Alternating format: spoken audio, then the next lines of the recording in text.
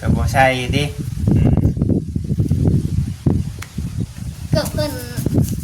ขาดเพิ่นแหละอันนี้แหละพี่โรเกเดอร์เนาะเพนน้องไรเพิ่นเนาะอย่าเปิดตัวมือเล็กประตูมาได้แล้วก็มาแต่ก่อนโอ้ยแลนปุ๊บตะพื้นอัดประตูตึมต่ำลี่เลยพี่น้องเนาะย่านทีมงานศาสตร์กล้องใช่คิดระแวงก่อนเลยแล้วก็คิดแบบย่านซีแหละอันนี้บ่ย่านมันก็บ่ได้เป็นหยังแต่เฮามันก็เฮาถ่ายคลิปไป FC เป็นผู้จักเฮาก็บ่ได้มันก็นั่นแหละยิ่งเฮาบ่ทำความรู้จักกับทาง FC ก็สิสมปี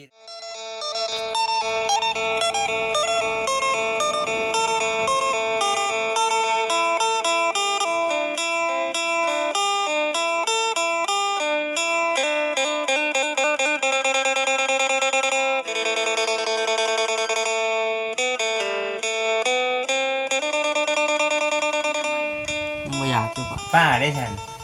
ป้าแล้วกินเลยป้ามากินแล้วเนาะกินกันยังหาเศร้าเลยหาเศร้าตอนเที่ยงยังหรอยังอยู่ยังก็พากันเฮ็ดกินเนาะผมกินเบาชื่อมาให้เด้พากันเฮ็ดกินเลยปลาทูไปหัวชิ้นหมูก็ได้เนาะพากันเฮ็ดหมูใส่ยอดน้อยเหมือนว่าแกงเนาะแกงใส่น้อยบอสิบอจิตเสร็จบอกแต่เช้าเลยเด้อมื้ออื่นเด้อบ่เนาะเลยก็นำเสร็จมาแท้บ่ไปจีกขากูน้าวน้องเอ้ยบ่ได้ไปเด้อเบิดเลยดิซื้อดิยันแบบว่าคือถ้าเมื่อใดว่ามาแล้วน้องสิเพิ่นสิจีอ้อยท้าพี่น้องเอ้ยเพิ่นอยากให้กินน้อ้อยนะเบิ่งเถิดแล้วมันอึดน้อ้อยอึดบ่เอาเพิ่นมาน้องเอาให้ก็เอาเนาะก็สิมื้อเก่งกินนั่นแหละเฮ้ยเฮ็ดได้ซะแซ่บบ่น้องใหม่มาโอ้คักปานยังไอ้ต้มเอามันแกงน้อยไหลติต้มเอาเด้อว่าซั่นน้องใช้น้องตุ๊กเพิ่นได้หามานี่ว่าซั่นพากันไปไกลแต่บ่หาอยู่หากินไกลเติบเลยไกลเติบไปนำกันบ่ครูน้อยนี่ก็ไปเพิ่นไปก็ยุ่งหาเพิ่นมื้อน่ะเพิ่นให้ข้าวปลาให้ข้าวปลาติเนาะเกิบก็บ่ใส่เกิบก็บ่ใส่ติเกิบเพิ่นขาดเพิ่นแหละอันนี้แหละพี่โรเกเดอร์เนาะเพนน้องไรเพิ่นเนาะอย่าเปิดตัวมือเล็กประตูมาได้แล้วก็มาแต่ก่อนโอ้ยแลนปุ๊บตะพื้นอัดประตูตึมต่ำลี่เลยพี่น้องเนาะย่านทีมงานศาสตร์กล้องใช่คิดระแวงก่อนเลยแล้วก็คิดแบบย่านซีแหละอันนี้บ่ย่านมันก็บ่ได้เป็นหยังแต่เฮามันก็เฮาถ่ายคลิปไป FC เป็นผู้จักเฮาก็บ่ได้มันก็นั่นแหละยิ่งเฮาบ่ทำความรู้จักกับทาง FC ก็สิสมปีแล้วเนาะคนคิดเนาะคนเฮาหลายความคิดแม่นยังดีบ่นี่ท่านจะออกกล้องแหละยังดีบ่ยังดีบ่บัดดีแบบไหนน้องตุ๊กดีไปว่าทุกอย่างดีแต่ดีฉันเอาเนาะแนะนำได้เห็นเนาะย่านป้าเพิ่นอายเนาะพยายามปลอบใจอยู่แม่นบ่ก็นั่นแหละน้องมวยเอ้ยเนาะมีแต่สู้ๆนะพากันสั่งกับครัวใหม่ก็ได้เด้อเนาะสู้ๆแน่ใดได้แน่ใดมีก็พากันเฮ็ดเอาเนาะเอาก็จักสิว่าในใดเนาะคนเฮามันใหญ่เบิดทุกคนแล้วว่าซั่นว่าซั่นคือเอาในใดมันสิได้สิมีก็เฮ็ดเอาคำนี้ไปหาเด็กขึ้นมาถึงเขาวันใดอันแล้วเนาะทานเบิดเนาะทานเบิดเลยหาเนาะทานคายเบิดเฮ็ดทานไว้จังเฮ็ดทานได้ซื่อนี่เนาะแกงได้ทานเลยไปแกงบ่230ถูก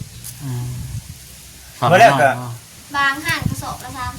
30 ว่าแล้วก็เป็นเพื่อนกันเป็นทั้งป้าเป็นทั้งเพื่อนกันเนาะนี่ ห เนาะ มู่กันเลยดิ แบ สู บ เรียกันเลย เวลาบ่มีของกินนี่พากันไปเนาะ ไป อ๋อ ย่างไปตามร้านกาแฟกันคือกระตื้อ บ่คิดว่าดีได้พี่น้องเอ้ยเนาะดีใครกลัวน้องตุ๊กเพิ่นอยู่กระต๊อบน้อยแหละ โอ้ยหมู่ปากว่าติ เนาะเพราะว่า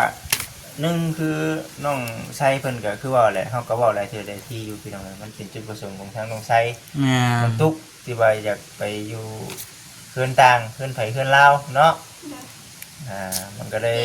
เกรงใจเพิ่น เนี่ยเก่งก็เก่งเนาะน้องมวยเนาะ โดย ถ้าหากมันหนุ่มมันยากดีก็อยู่นํกันเนาะ พากันดิ อยู่กันได้เงินในกระซองห้องหลังใหญ่อยู่ไม่ว่ายัง บ่ได้ว่าหยังเนาะแต่ว่าทางน้องๆเพิ่นว่าเฮ็ดได้เสร็จพี่น้องเอ้ยอยู่เองนี่แหละว่าฉันตื่นช่วยก็บ่มีไผว่าว่าฉันนอนกูนก็บ่มีไผเว้าเนาะ เอาไปก่อยกระเทื่อ ยันว่าเนาะเว้าแนวตัวเองนี่แหละเฮ็ดได้เสร็จตัวเองอยากออกเนาะตัวเองอยากออกไปเด้ ตื่นแต่หาอุ้ม แต่ละมื้อนะ ไป เมื่อใดผัวบ่ได้ไปเฮ็ดเวียกได้ซั่น กระตื่นซ้ำเก่าคือเก่า เคยตื่นสำนั้นเนาะ ถึงจะมันคือเก่าว่าซั่นพี่น้องเอ้ย มาเลี้ยวปากกับพันพื้นอยู่เมื่อเช้านี่ อืม ภาคนี้กับพันพื้นเด็กอีกเมื่อเช้านี่ ผัวเด้ฮะผัวสองคนเด้ไปทางใดนี่ น้อง นอนเนาะไปเนาะเขาเฮ็ เก็ ด บ เวียก เฮง เมื่อย บ่ ดิ เก็บเฮงบ่ไปเฮ็ดเวียกบ่ โอ้ยยายแล้วโอ้ยยายแล้วบ่ปลูกแล้วดอกว่ะ เออ ก็เลยพันที่นอนแล้วก็เอิ้นถามว่าประเทศยังดังไฟหนึ่งเขา อืม เราก็ลุกมาพันไหนแล้วก็ตึ๊บๆเขาไปนอนคือเก่า อันนี้คือเพิ่นเว้าตอนเพิ่นอยู่กันชมผัวเมียได้นี่เนาะก็ดีแล้วช่วยกันเนาะช่วยกันมาคิดเองก็เอาพี่น้องเห็นทางน้องๆเพิ่นฮักแพงกันนี่ก็บ่มีความเป็นกังวลปานใด แม่นถูกต้องปรองดองกันเนาะ เพราะว่าน้องตุ๊กก็คือเฮาเห็นอยู่ บัก เด้ จิตนี่เมียจักหนึ่งเขา โอ้มีแต่เมียได้เห็นให้กิน กันกบกันเขียดกับเมียไปหากัน เห็นว่า ว่าไม่ได้หยังเลยไปอยู่สบายไปอยู่ผู้เป็นผัวนอนอยู่แล้วล่ะผัว เห็นว่า มีแต่เมียเห็ดทุกสิ่งทุกอย่างเด้อ เห็นดีดอกน้ำเห็ดนะ บอกก่อนว่าให้ผู้เป็นเมียก็ตื่นร่นก่อน ตายแล้วเพิ่นเป็นอันนั้นเนาะมีแต่เมียเห็ดกินฮะ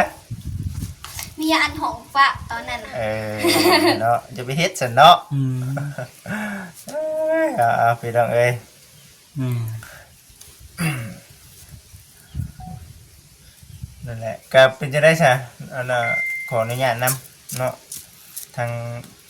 น้องมวยเนาะมีแผนการว่าจังไดในเรื่องการไหว้การขอเพิ่นไหว้แล้วบ่ น้องอยู่มันเดือน1ก็จะ11ถึง2เลย ตกลงกันหั่นบ่ โดย อ๋อ คือมาอยู่นำกันปัจจุบันนี่ยังบ่ทันได้อันไหวคอกันบ่เหลือแต่ว่าผู้ใหญ่ทั้งสองฝ่ายน่ะฮู้แล้ว ฮู้หมดเลย เออ มันยังดอกสิ่งที่อ้ายถามนี่ก็เฮาก็ถามไปในทางที่ว่า ตามที่ตาม ไม่ ข้อเนาะ ก็บ่ได้หยังเนาะมีแต่ว่า ตอน ยังสินั่นอยู่เนาะยังสิไหว้สิขออยู่เนาะ โดย ยังสิไหว้สิขออยู่ ตื่นเปล่าไอ้นี่มึงนะ อืมตื่นมาเลย ชวนว่าจะแม่ไปแล้วนะ คักนะเนาะ เซ่ ได้กับบ่อยู่พี่น้องเอ้ยคันสิถามหลายบ่ยันน้องหมวยตอบบ่เป็นป่านนี้เนาะเว้ากันอยู่บ่ค่าสินสอดค่าดอง ยัง ยัง บ่ อ ได้ ยู่ ว่าอีก โดย อยู่นำกันเนาะไปก่อน โดย เนาะยันว่าพูดได้สะดอก อื เนาะ ม ถามเบิ่งน้องได้ก็คือว่าได้พี่น้องเอ้ยเนาะขออนุญาตบัดคำนำหลายๆที่ผ่านมาก็14ก็คือ4ผู้กันดีนะแต่ว่ามันดิกเลี่ยงบ่ได้ถ้าเฮาบ่ว่าถามว่าไทยบัดมันก็คือ บ่ ว่า มีมื้อหนึงต้องมีหนึงเนาะ ใครบอกว่าโอ้ยน้องมวยเป็นจังไดอยู่น่ะคือหันดังใส่แท้เป็นจังไดบ่ได้ยินบ่น้องมวยแต่บ่แม่น บ่ปากว่าเนี่ยติเออ เปิดไอ้กล้องกัน มวยเฮ็ดในนั้นมวยเฮ็ดในนั้นว่ามันสิเฮ็ดให้หลายๆคนคิดเนาะ ใจผิดเนาะ คิดใจผิด ทางที่เฮาเองก็เอาเพลงกันดูนะ อืม ต้องในนั้นอยู่น้ำตุกนี่แหละนี่เนาะเห็นแต่เขาหัวสมัครแข่งเนาะ อืม หัวแดง ใหญ่มาน้ำกล้องบ่ ใหญ่มาน้ำกล้องน้ำตุกนั่นใหญ่มาพร้อมกล้องเนาะบัด ถึง ใด สิได้ลูกดิ เล่นปุ๊บกล้องได้ตอนไหนกล้อง ยังอายอยู่บ่เจ้าก็ หายได้ตอนเจนหอย แต่น้อยเพราะว่าเดี๋ยวนี้ได้ซะ หายแล้ว นี่บ่อายเห็นอยู่บ่คลิปเองเล่นแล้วก็ไปหาผ่าว่าความหัวเรานี่ ดีแล้วฉันเนาะกันว่าเห็นคลิปเองอยู่นี่เดี๋ยวเบิ่งเงาได้เห็นเนาะโอ้ FC เพิ่นแนะนำในใด อืม เพิ่นบอกในใดก็เฮ็ดเอาเนาะน่ะมื้อนี้นั่งในใดเนาะมื้อนี้เว้าหยังบ่ไปมื้อนี้ก็ก็เอามาคิดเนาะ แม่นปรับปรุงไปพร้อมบ่ แม่มื้อนี้หายใจจักเทื่อมื้อนี้ ดับกระทั่วน ำบ่ทั่วแล้วเนาะมื้อนี้เนาะ ว่าอยากว่าหัวนี่แหละเนาะ โดย บ่ให้น้องมวยเพิ่นเก่งพี่น้องเอ้ยบ่ให้น้องมวยเพิ่นเก่งมาก็บอกน้องได้นํเนาะบ่มีหยังหลายเราปรับ ทาง ปรุง ไทยชื่อเนาะ ปรับปรุงฮู้จัก แม่น ทำความรู้จัก ระบบรู้จักกันกับทาง FC เพิ่นพร้อมเนาะบ่จิตเชื่อว่าหลายๆคนก็คือสิคือกันอยู่ว่าเฮ็ดจังได๋ ดีกว่าเฮาลบๆซ่อนๆเลยเนาะ เรื่องมันผ่านไปแล้วว่าซั่นบ่จิตเอ้ยว่าซั่นก็สิคือ ต่าง กัน คนต่างมีอดีตว่าซั่นต่างคนต่างยอมรับกัน ปั่นหรือเปล่าเขา ยังเดี๋ยวสิเป็นคนเข้าซอยบ่ อ๋อ สิกินข้าวไหม โดย อันนะเนาะ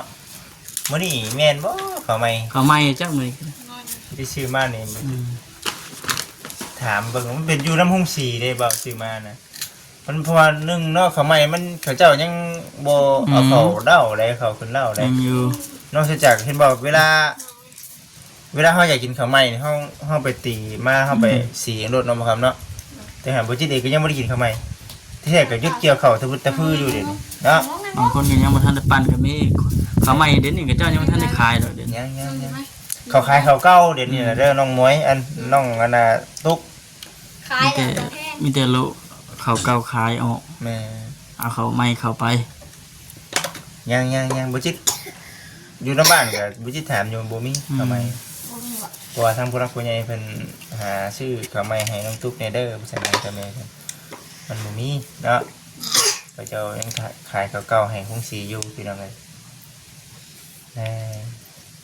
ซื้อเบิดได้ของเก่า สีเบิดแล้วบ่ โดย เห็นบ่รู้จักโมงแล้วพี่น้องเอ้ยตอนนี้ก็ได้บ่อยากกินข้าวบ่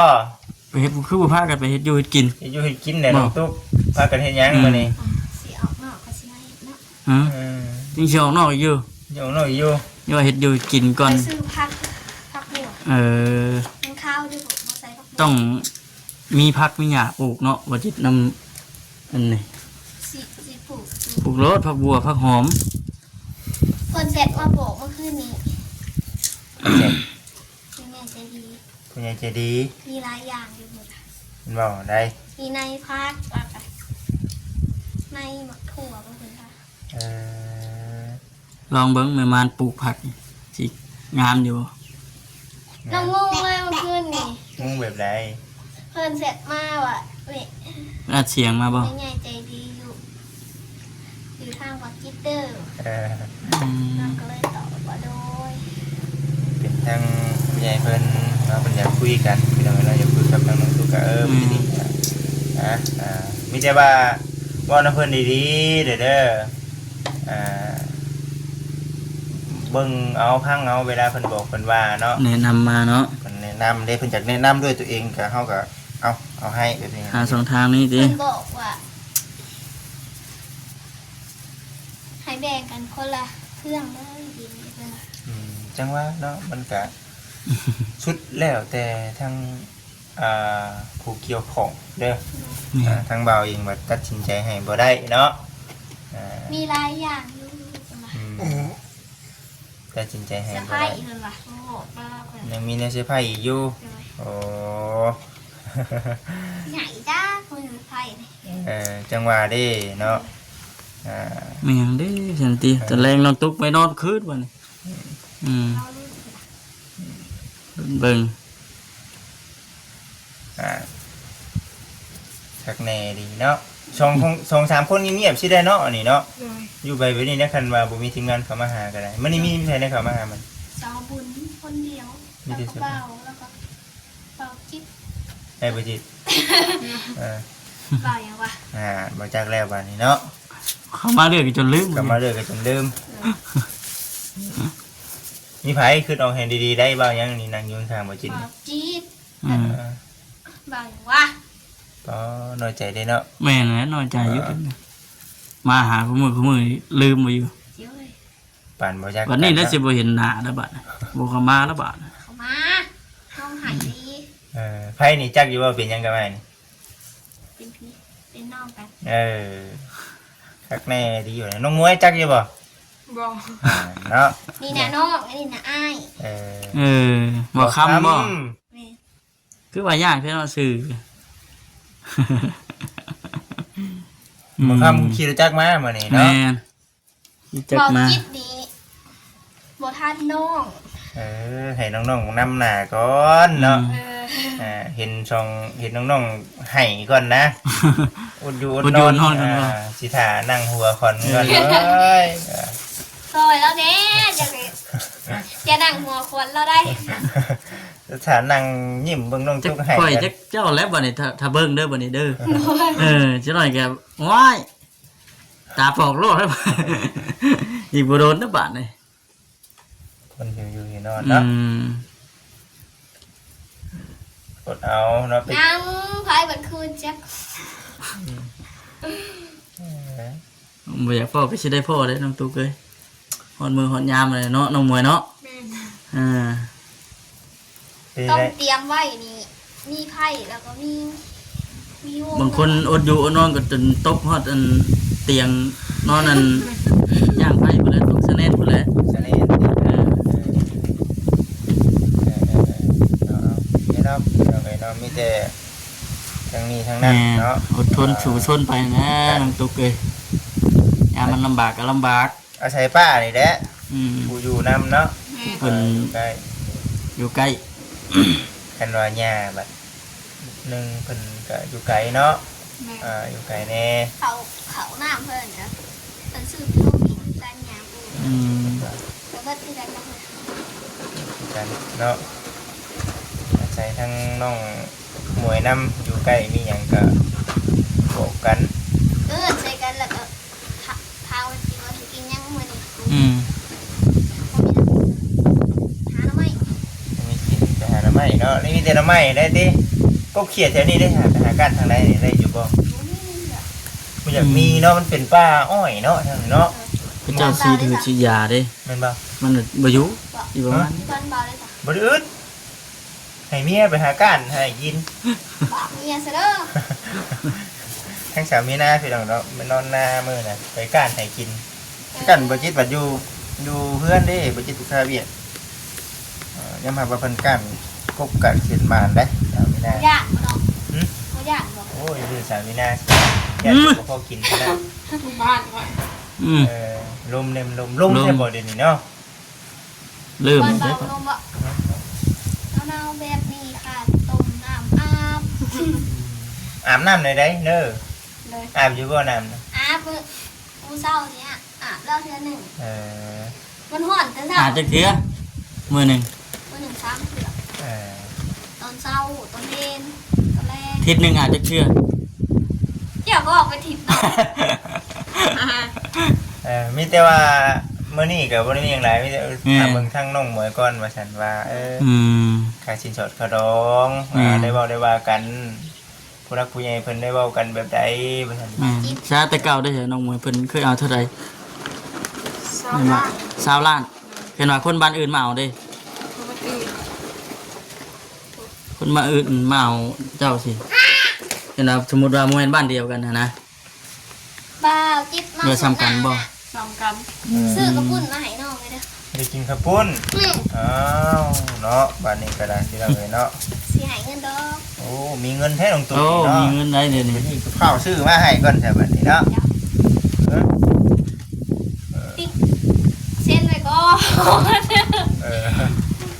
ซุ่มในก่อนว่าซั่น เลย แต่คันว่าบ่ลืมเนาะบ่ยากดอก คันบ่ลืมเนาะ จะมาเรื่อยเยอะเนาะ มา เนาะ เรื่อยเด้ซั่น อันเดนน้องตุ๊กเนี่ยเบื่อ ใครๆแหน่แล้วไก่น่ะ ใกล้แค่ไหนบ่ ยังอยู่ได้ยา มันได้ลูกมันให้บ่าวได้บัด เลย มายังน่ะ ก็ชื่ออันน่ะยามาให้เด้ ยายัง ยังอยู่ ไก่ ยา8 เข็ม9 เข็มเพิ่นให้ซักเครื่อง เอามีแต่อยู่ร่วมกันฮักแข่งกันเด้อทั้งสองคนเนาะทั้งสองคน มาหน่อย ป้า มานั่งเขา ป้ากับอา แม่น มึงแย่งกันเพราะว่าหนึ่งยิบซีรักๆเลยเพิ่นเป็นห่วงน้องตุ๊กเนาะอยู่ตัวผู้เดียวแบบนี้หั่นนะ พอก็ชาบูมีดิ พ่อน่ะเป็นจังได๋คือบ่ได้สิ มือข่าวเลยไปจ้ะ บ่ได้ข่าวเลย ก็แต่ค่ะขายดีมีบ้านน้องเงี้ยวอ่ะเดือนที่2อ่ะมาแจกแม่แล้วก็มาส่งใบนี่ จะสิเป็นแนวใดเนาะ ตัวนี้ แก้วสินากับปูมาเนาะ ตัวนี้ก็รอเบิ่งรอชมไปเด้อพี่น้องเด้อเรื่องเอ้ยบุญเพิ่นมาเมื่อนี้เพิ่นเว้าหยังเรื่องดินเพิ่นว่าได้ได เป็นยังเอิ้นบ่ได้เว้าหยังมื้อนี้ เรื่องดินนั่นบ่ อืม มันทันมีคำตอบเนาะ มีคำตอบเทื่อเนาะมีแต่ ขาดแต่บ่อเตียงมา อันนี้เขาก็คือว่าอะไรพี่น้องเขาเว่าอย่างบ่ เพิ่ ห น ลาย มาเจาะเบิ่งซื้อมัน จอบเบิ้งไผ เจาะเบิ่งหน่อย เอ้ยบุญนะเออมาดินน้ำนี่แล้วเนาะ เจาะในเบิ่งแน่มัน มาจอบเบิ้งก่อนติ แม่นเลยลูกป้าบ่ เลย เมื่อหน้าเบาก็สิมาจอบอีกก่อนเถอะเนาะ เอาแบบบ่ต้องฮู้โตเลยนี่จี้กล้องแถวป่าเพิ่นเฮาติ เจ้ากับบูจักจังเลย เฮาเกือบแหลก เชื่อมาเจาะเบิ่ง น้ำเบาข้ามมาแล้วมื้อน่ะ เป็นหยังรอวันนี้ว่าสิปุ๊บอยู่เนาะ บอบอดมา บอส ยิด บ่บอดก็ผู้ใดนำมาบ่โจรมาแล้วแหลกมัน ปุ๊บ เกือบ ดิ เกือบแหลก เออ บ่แม่น นั่นแหละเนาะ แม่น คำบ่มื้อนี้น้องชัยมาน้องไลมา ขอบเนาะ คำเติบ ตะเก้าคำบ่จักโมงตะเก้า 5 โมง 5 โมง 6 โมงพุ่นบ่ เลย ก็ตกคำเด้อเนาะหักมาซุมื้อติ มื้อวานนี้ มาซุมื้อเนาะบ่ได้นอนพุ่นเนาะ โอ้ มื้อวานนี้พวกมึงไปเขาคิดมึงเมื่อคืนนี่เพิ่นมา โตคือมาคำแท้ มันไก่บ่เดี๋ยวไปเด้ รถเพ รถเพอืม คุมอยู่คุมกินได้แท้สิจะได้แต่ละมื้อเฮาเฮ็ดกินถ่าหรือว่าเขาเจ้าเอามา เลี้ยงแต่ตอนเพลน เออมาลูกเมียอยู่บ้านเด้ อายุกินยังบ่เนี่ยเดี๋ยวผัวเอามาต้อนบ่ หาหน่อไม้ คิดว่าได้ติดไม้ติดมือมานะเนาะถ้ามือเงินออกบ่ได้ติดจังมีแนวติดไม้ติดมือมาเนาะ แมน ซื้ออยู่ในกินมาต้อนเมียว่าซั่นติ